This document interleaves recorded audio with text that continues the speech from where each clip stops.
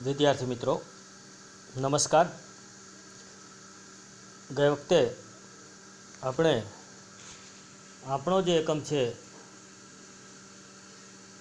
મોટા હલેશા માર, માલમને સંબોધીને કહ્યું હતું કે માલમ તું મોટા હલેશા માર, એ લોકગીત સાહિત્ય પ્રકારનું ગીત એ આપણે પૂર્ણ કર્યું।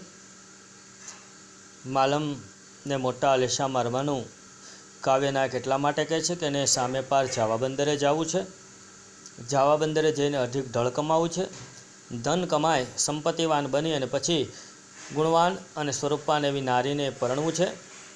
પરણ્યા પછી જે ભાભીએ મેણું માર્યું હતું જેના કારણે તે ઘેરથી નીકળ્યો હતો એમને પ્રિય થવું છે, એ વાત આપણે જાણી હતી। હવે એ કમના અંદર આપણે આગળ વધીએ શબ્દ સમજૂતી તરફ।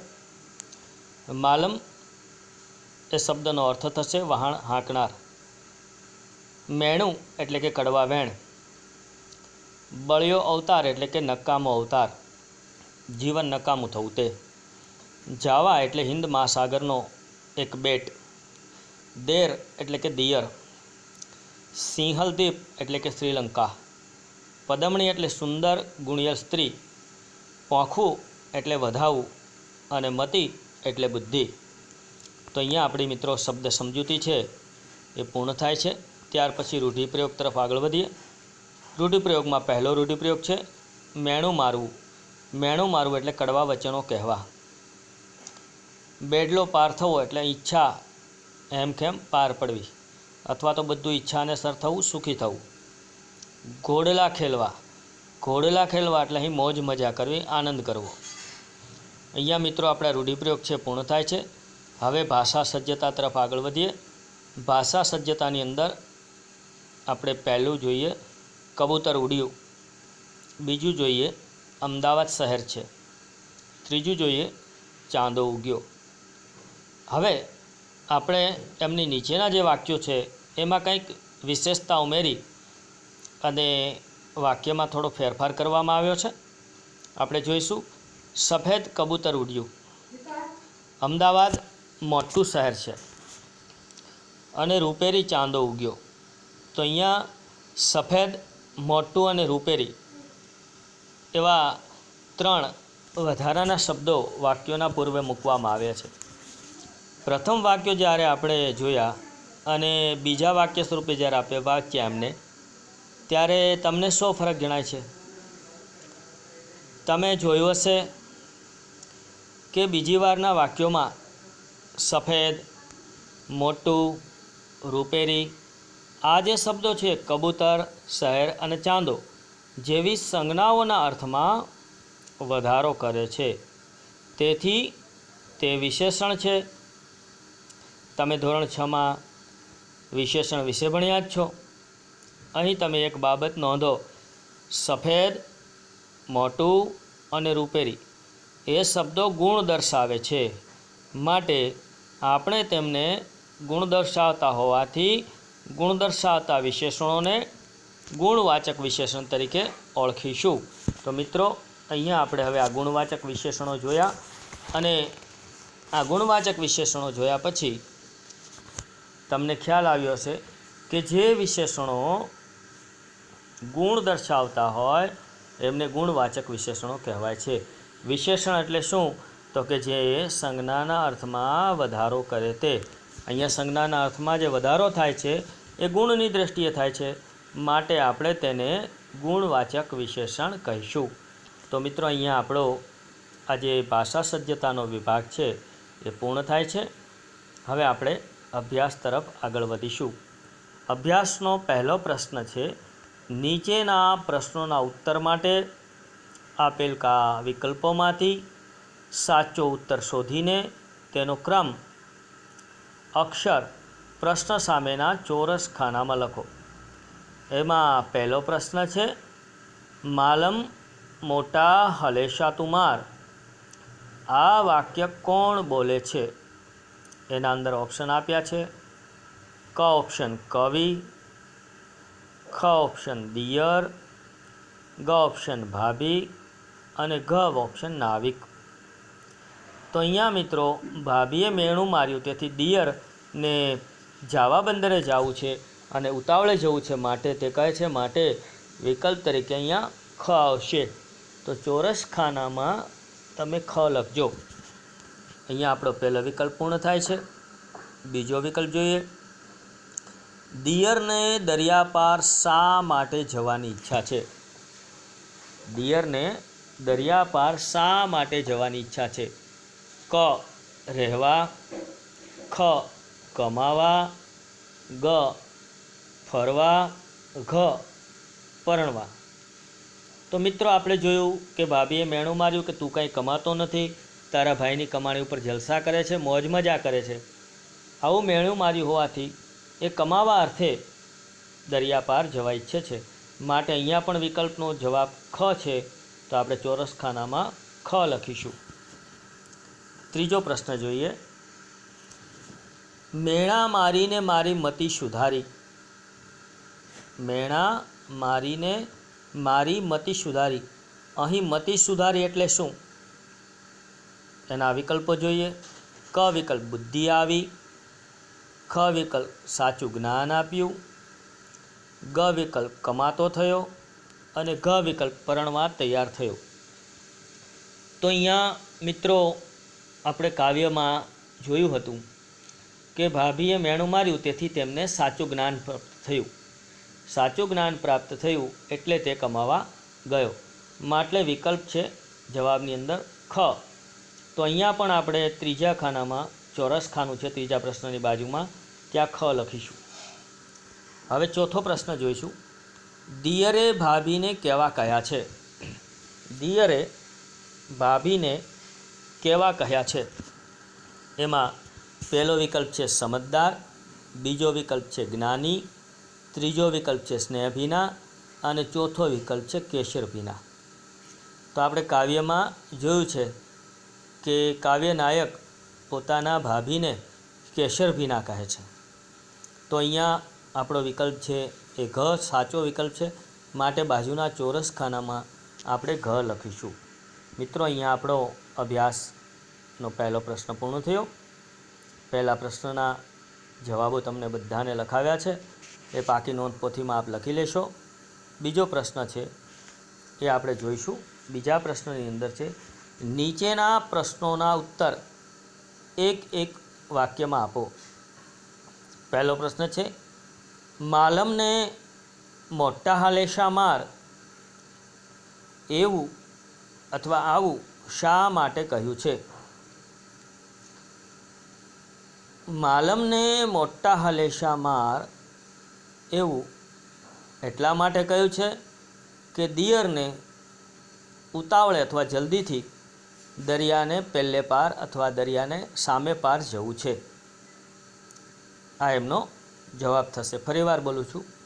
માલમને મોટા હાલેશા માર એવું એટલા માટે કહ્યું છે કારણ કે દિયરને દરિયાને પહેલે પાર અથવા સામે પાર જવું છે. બીજો પ્રશ્ન છે ભાભીએ દિયરને કેવું મેણું માર્યું? ભાભીએ દિયરને કેવું મેણું માર્યું? તો આનો જવાબ લખીશું. ભાભીએ દિયરને એવું મેણું માર્યું કે તમે સાવ આળસુના સરદાર છો, ભાઈની કમાણી ઉપર જલસા કરો છો, આ તમારો અવતાર છે ને એ એળે ગયો છે, એટલે કે નકામો ગયો છે, બળ્યો છે. આમ ભાભીએ દિયરને મેણું માર્યું. ફરી વખત બોલું છું.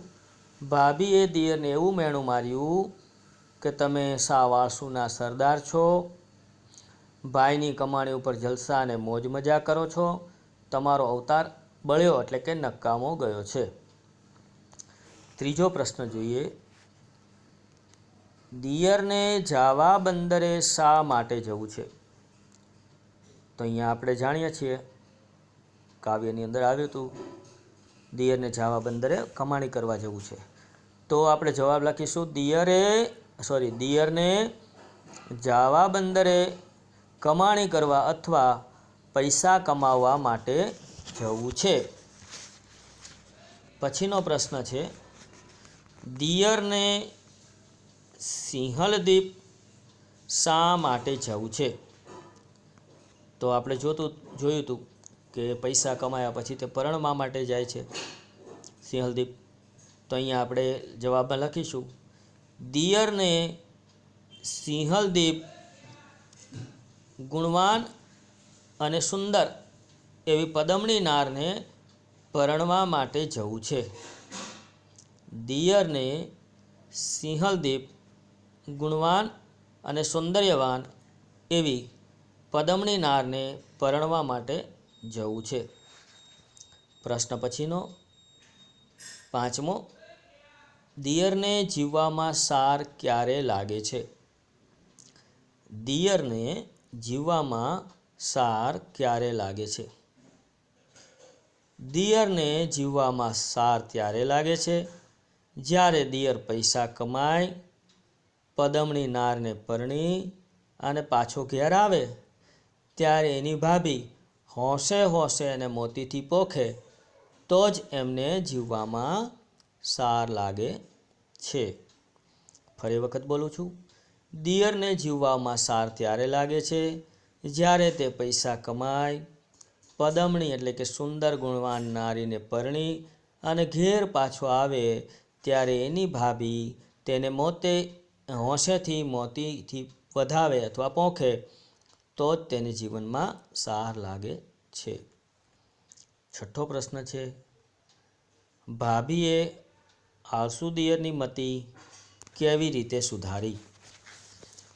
ભાભીએ આળસુ દિયરની મતિ કેવી રીતે સુધારી? તો હવે આપણે એનો જવાબ જોઈશું. ભાભીએ આળસુ દિયરને મહેણું માર્યું કે તું આળસુનો સરદાર છે, એટલે કે મોટો આળસુ છે.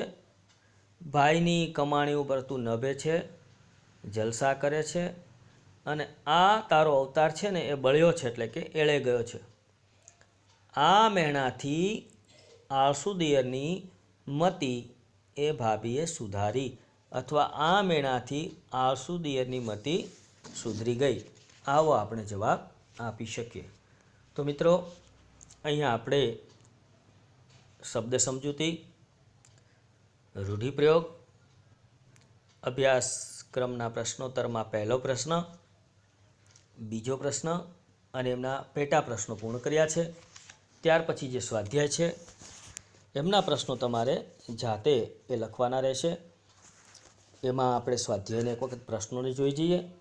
પહેલો પ્રશ્ન છે, સૂચવ્યા મુજબ ઉત્તર લખો. આળસથી થતું નુકસાન, આના વિશે 4-5 વાક્યોમાં લખો. આળસથી શું નુકસાન થાય એના માટે તમારે 4-5 વાક્યો લખવાના છે. બીજો પ્રશ્ન, તમે કોઈ પાસેથી કાંઈ સારું શીખ્યા હો તો તે પ્રસંગ લખો. તમે કોઈના પાસેથી કંઈક સારી વાત શીખ્યા હો તો એ પ્રસંગ તમારે લખવાનો છે. ત્રીજો પ્રશ્ન, તમારા ગામમાં કોઈ સ્થાનિક કલાકાર પાસેથી આ ગીત જેવા 2 લોકગીત મેળવી અને એનું વર્ગ સમક્ષ ગાન કરો. લોકગીતો 2 ક્યાંયથી મેળવવાના? કોઈ કલાકાર હોય એમની પાસેથી અથવા કોઈ પુસ્તકમાંથી. અને હાલ તમારે શાળાએ નથી આવવાનું, એટલે તમે તમારા મમ્મી પપ્પા સમક્ષ અથવા ઘેર બેસીને નાના ભાઈઓ બહેનો, મોટા ભાઈ બહેનો સમક્ષ આવા ગીત રજૂ કરી શકો છો. શરૂઆતમાં મેં 2 ગીત તમને ગાઈને એના અંતરા સંભળાવ્યા હતા. આવા લોકગીતો છે એ ઘણી વખત રેડિયો ઉપર પણ આવતા હોય છે, ટીવી ઉપર પણ આવતા હોય છે. તેમાંથી તમે એ ગાવાનું શીખી શકો છો. પ્રશ્ન બીજો, નીચે આપેલા શબ્દો માટે કાવ્યમાં વપરાયેલા શબ્દો શોધીને લખો. તો અહીંયા તમારે જે શબ્દો આપ્યા છે એને લગતા શબ્દો એ કાવ્યમાં પણ આપ્યા છે, એના જેવા જ અર્થ ધરાવતા એવા શબ્દો તમારે શોધીને લખવાના છે. ભાભી,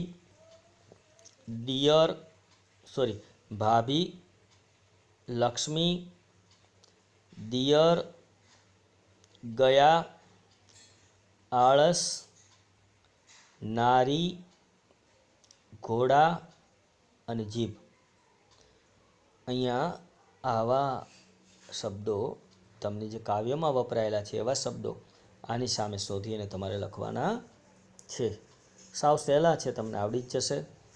ત્યાર પછી ત્રીજો પ્રશ્ન છે, નીચેની ખાલી જગ્યામાં જરૂરી શબ્દો મૂકી અને પંક્તિનું ગાન કરો. કેસર ભીના જીવો ખાલી જગ્યા મારા. પછી જીવો ખાલી જગ્યાની ધાર. હે ખાલી જગ્યા મેણા મારી ખાલી જગ્યા સુધારી. ખોલ્યા તે ખાલી જગ્યાના દ્વાર. આમ વચ્ચે વચ્ચે જે ખાલી જગ્યાઓ તમને આપી છે ત્યાં કાવ્ય પંક્તિમાં જે શબ્દો આવે છે એ શબ્દો મૂકી અને તમારે તેમનું ગાન કરવાનું છે. તો અહીંયા આપણો આ ત્રીજો પ્રશ્ન પૂર્ણ થયો. ચોથો પ્રશ્ન, તમારી સ્થાનિક બોલીના 10 શબ્દો શોધીને લખો. આપણે ત્યાં કહેવત છે કે 12 ગાવે બોલી બદલાય, ભાષા ન બદલાય. ભાષા એટલે લેખનની વસ્તુ છે, પણ બોલી બદલાય. તમે જુઓ તો અહીંયા આપણે ક્યાં ગયા હતા એમ કહીએ, ક્યાં ગયા હતા? તો ઘણી વખત જવાબ મળે પણે ગયા હતા. પણે એટલે ત્યાં. તો આપણી લોકબોલીનો એ શબ્દ થયો, સ્થાનિક બોલીનો શબ્દ થયો પણે. બરાબર? તો આવા 10 શબ્દો તમારે શોધવાના છે. આપણે ત્યાં 12 ગાવે બોલી બદલાય એવું કહેવાય છે. તો બોલી બદલાય છે એટલે કેવી રીતે? આપણે ક્યાં ગયા હતા એમ કહીએ તો એ તમે ગુજરાત તરફ જાશો, ક્યાં છે તો ક્યાં. આપણે ગાંધીજી બોલીએ તો ગુજરાતમાં તમે જાઓ તો ગાંધીજીને ગોંધીજી કે. સમજાય છે? તો આવી રીતે એ બોલી કહેવાય. ભાષામાં લખો ત્યારે એ ગાંધીજી જ લખે ને આપણે ગાંધીજી જ લખીએ, એમાં ફેર નથી થતો લેખનમાં, પણ બોલવામાં ફેર પડે છે. આપણી સ્થાનિક જે લઢણ હોય છે, લય હોય છે, એ ભાષામાં ભળે છે અને તળપદાપણું ભાષાની અંદર ભળતું હોય છે. તો આવા 10 શબ્દો, એક તો મેં તમને નમૂનો આપ્યો, પણે એટલે ત્યાં. બરાબર? કેદુનો હું તને કેદુનો કહેતો હતો. કેદુનો એટલે કેટલાય દિવસ થયા. તો આવા જે શબ્દો છે એ આપણા સ્થાનિક બોલીના કહેવાય. એવા શબ્દો તમારે લખવાના છે 10 શોધીને. નીચે આપેલી પંક્તિ પૂર્ણ કરો. જાવું છે મારે ખાલી જગ્યા પદમણી નાર. અહીંયા જે પંક્તિની અંદર અધૂરા પંક્તિ છોડી છે તમારે પૂર્ણ કરવાની છે. હે મોતીડે ખાલી જગ્યા જો ભાબલડી મારી. હે મોતીડે ખાલી જગ્યા જો ભાબલડી મારી, તો ખાલી જગ્યા સાર રે. ત્યાર પછી કેસર ભીના તમે ખાલી જગ્યા ભાબલડી મારા, જીવો ખાલી જગ્યાની ધાર. ચોથું, એ ખાલી જગ્યા મારીને મારી મતિ સુધારી. ખાલી જગ્યા મનના દ્વાર રે. આમ તમારે આ કાવ્ય છે એની આ કાવ્ય પંક્તિઓ પૂર્ણ કરવાની છે. અને છઠ્ઠો પ્રશ્ન એ તમને સાવ સહેલો છે. જો ઉપરની કાવ્ય પંક્તિ તમે પૂર્ણ કરી શકો તો એ કાવ્ય મુખપાઠ કરવાનું, એટલે કાવ્યને મોઢે કરવાનું છે. તો આ કાવ્ય મુખપાઠ કરો, મતલબ કે આ કાવ્યને મોઢે કરવાનું છે. હું આશા રાખું છું કે આ કાવ્ય તમને ગમ્યું હશે અને આ કાવ્ય તમે મોઢે કરી જ લેશો. આ કાવ્ય મજા આવે એવું છે, વાર્તા જેવું કાવ્ય છે. વાર્તા પણ મેં તમને એની ગુજરાતીમાં કઈ સંભળાવી છે, એ પદ્યમાંથી ગદ્યમાં મેં તમને રૂપાંતરિત કરી દીધું છે. એટલે તમે સારી રીતે એ કાવ્યને મુખપાઠ પણ કરી શકશો. હવે પ્રવૃત્તિ જોઈએ તો તમને પ્રોજેક્ટ આપે છે કે તમારા વિસ્તારના લોકગીત એકઠા કરી અને તેનો હસ્તલિખિત અંક તૈયાર કરો. તો આપણા વિસ્તારમાં પણ વડીલો પાસે તમે બેસશો, દાદીમાં હોય, પછી અન્ય કોઈ વૃદ્ધ લોકો આપણી પાસે રહેતા હોય, અને ઘણી વખત તો મમ્મીને પણ લોકગીતો આવડતા જ હોય. તો એમની પાસે બેસીને આવે 2-4 લોકગીતો ભેગા કરી અને તમે નોંધી લેશો. અને હવે તો તમારા હાથમાં હાથવગું હથિયાર એ મોબાઈલ છે, તો મોબાઈલમાં તમે સર્ચ કરો તો પણ તમને લોકગીત એ મળી આવે. તો આવા લોકગીતો છે એ તમારે 2-4 ભેગા કરી અને નોંધી લેવાના. પછી બીજો પ્રશ્ન છે, તમારા વિસ્તારમાં ગવાતા લોકગીતોમાંથી તમને ગમતું એક ગીત પ્રાર્થના સભામાં રજૂ કરો. મિત્રો, શાળા સ્કૂલ શરૂ થાય ત્યારે આ વાત શક્ય બને કે આપણા કોઈ કાર્યક્રમમાં તમને એ અમે તક આપીએ અને તમે આવું ગીત જો એ સમયે શીખ્યા હો આજે, તો એ રજૂ કરી શકો. આજે તમે આ ગીત શીખ્યા લોકગીત ગાવાનું, તો તમને કોઈ ગમતું લોકગીત તમે પ્રાર્થના સભામાં કે શનિવારની આપણી સભામાં તમે રજૂ કરી શકો. અહીંયા મિત્રો આપણો 8મો એકમ પૂર્ણ થાય છે. હું આશા રાખું છું કે તમને આ એકમની અંદર ખૂબ મજા આવી હશે અને આ એકમ તમારા માટે ખૂબ આનંદદાયી બની રહ્યો છે. માર હલેશા માર. માલમ હલેશા માર માલમ હલેશા માર આ એકમ આપણે અહીંયા પૂર્ણ કરીએ છીએ. અસ્તુ, ધન્યવાદ.